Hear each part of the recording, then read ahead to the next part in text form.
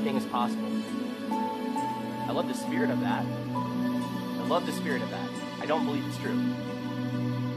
Anything is possible, cool, go bench press 10,000 pounds or 100,000 pounds. But what I think is actually more effective is really to go and say, like, to tell the truth to ourselves, to, like, actually know our limits. Like, to truly know our limits. And to truly know our limits, we have to go and test those limits. Without that, just an assumption. You must watch. The first time, actually, on Killing the Jar, what I thought was I found myself on the fourth night in the trip, and I was completely physically broken. Bear crawling for 6 to 7 hours a day, and my arms were swollen out. The pain got really intense, and I thought, like, I'm done. This is like 4 days of rejecting. That was going to take 15 days to do something. I thought that next morning I'm going to get up and go to the helicopter out. On Chicago was the same day and the fourth day, and this day in particular, you see this photo, it was like close to 1,000 pull-ups through these ice fields in 10 days. And got to the top of this thing, it was a scree field where I'm just sliding down like faster than I could go and climb, and all of a sudden I get to the top of the scree field. It was physically more exhausted than I'd ever been, and my guide yells, "Rock!" Watermelon-sized boulder releases, goes by a foot away from my head as I dove under a rock. You know, I'm questioning that night too. I was in the tent, just laying there crying, thinking, like, why am I here?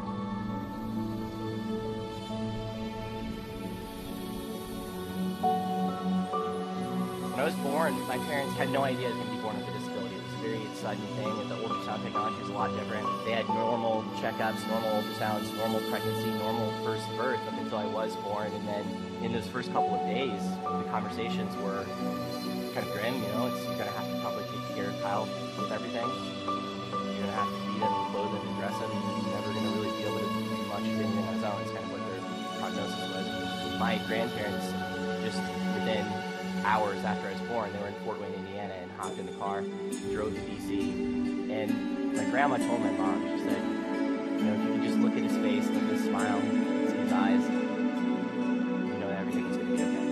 You know, the advice that they got was to just continue on. It was not a genetic thing. They ruled that out. So that had my 3 sisters, Amber, Lindsay, and Mackenzie, were born after me, and their attitude was really the same with all of us. You know, it was just to, you know, really to treat us the same and to set the bar to a level that, you know, they knew that we'd have to reach for, that was attainable. We'd have to go and reach for it. So even something as simple as just picking up a spoon or a fork is not to go and scoop up. I used to use a prosthetic spoon, I'd go and drop it over and over and over again, just hundreds of times, you know, thousands of times, going through it over the ground. Eventually was able to go and figure it out even without the prosthetic. Even as something as simple as like putting on a sock. The first 10 times I put on my socks, you know, there's a massive learning curve there. The next 100, and the next 1,000, the next 10,000, obviously I'm getting a much diminished return. But I do know that just like the sock, whatever else, if we go and stick it out long enough, if we go and like actually commit ourselves to it, that it just eventually will get to the other side.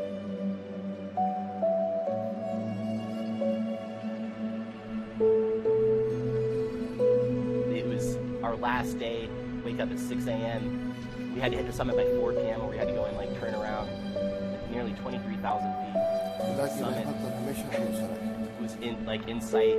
I wasn't moving fast enough, and I had a moment of just feeling sorry for myself and thinking, like, we've been here for 17 days. I'm not going to go and make this now. I'm going to be literally 100 meters from the summit. It was a moment of this like surrender. My guide, Nani, was behind me. He was just like yelling at me, encouraging me. He was like, "Up, Kyle, up, keep climbing, Kyle, up."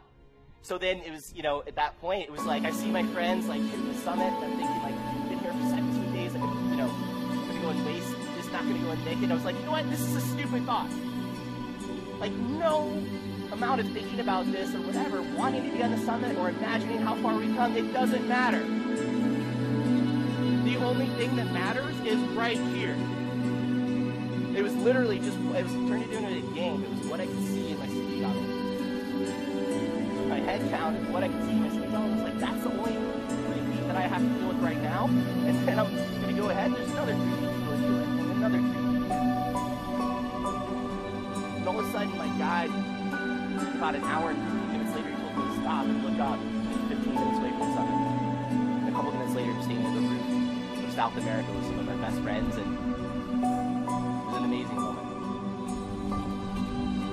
For me, being born the way I was, it never would have changed. No matter how much I wanted to go and change that, like, it never would have changed. There's so many other things that could be influenced. So many other areas that are going to be more resourceful to go and put my mindset. I don't know what your disability is, what your challenges are, what your excuses are. It doesn't matter.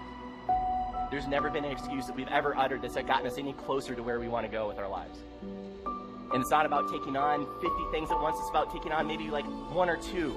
And how differently could all of our lives here if we actually got in action and did something about that. But it's to find your mountain, find your why, your truth. And realize after that we can know our limits, but never, ever stop trying to break them.